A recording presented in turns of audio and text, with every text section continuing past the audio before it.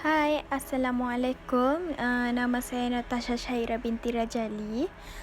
Terima kasih saudara Syafiq kerana sudi meluangkan masa untuk mendengar serba sedikit tentang apa yang nak saya bincangkan. Okey, salah satu adalah contoh penggunaan logik dalam aspek kehidupan adalah pendidikan. Okey, konsep insan ini merupakan salah satu cabang ilmu falsafah. Ini adalah dari sudut kronologi, konsep insan telah dikupas oleh tokoh falsafah Yunani antaranya Plato ataupun Aristoteles. Dari sudut psikologi pula, manusia dikaji melalui biologi ataupun perbezaan genetik dan budaya. Pembangunan intelektual merujuk kepada pembangunan kognitif individu. Jadi, dekat sini kita tahu adalah elemen pembangunan kemahiran adalah dalam bidang kemahiran berkomunikasi. Apa yang kita tahu tentang komunikasi ni? Komunikasi ni adalah elemen yang sangat penting yang harus dikuasai oleh setiap individu. Ini merupakan elemen penting yang sama ada memenuhi keperluan ataupun proses pembelajaran ataupun persiapan dalam menempuh alam pekerjaan ataupun interaksi sosial. Komunikasi ni memainkan peranan dalam menyelesaikan masalah pelajar dengan pensyarah. Kemahiran berkomunikasi juga dapat meningkatkan keyakinan diri dalam kalangan pelajar melalui 3 aspek iaitu pembentangan, aktiviti berkumpulan ataupun dalam pengurusan.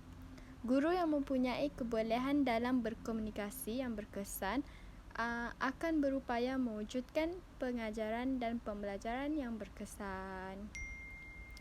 Antara langkah yang dapat diambil dalam kemahiran berkomunikasi bagi mewujudkan pelajar yang aktif dalam bidang intelek, rohani, emosi ataupun jasmani. Okey, program kepimpinan juga dapat mendorong pelajar mahir dalam berkomunikasi antara pelajar yang lain. Selain itu, aktiviti dalam kelas haruslah dibuat berdasarkan satu permainan ataupun pembelajaran. Sebagai contoh, guru mengadakan kuis ataupun uji minda berkumpulan. Hal ini akan berkesan dalam memastikan kemahiran berkomunikasi antara pelajar dan pensyarah diterapkan dalam institusi.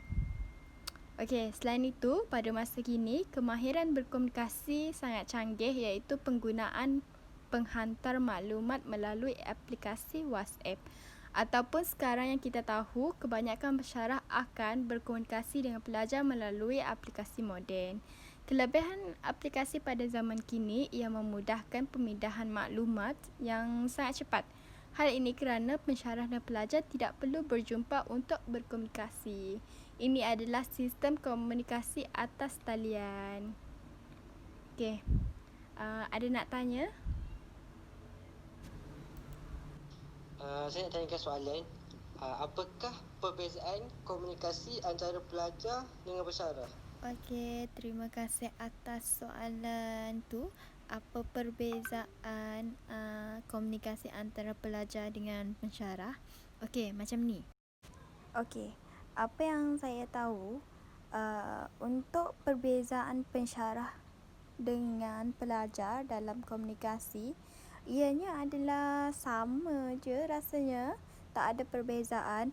Cuma penggunaan ayat dalam komunikasi tu berbeza sedikit. Sebab apa yang kita tahu, pelajar dengan pelajar hubungan mereka adalah lebih akrab sebab saling dalam kumpulan. Tetapi apabila pelajar dengan pensyarah, hubungan mereka terhad. Contohnya penggunaan bahasa yang unik, contoh macam tu.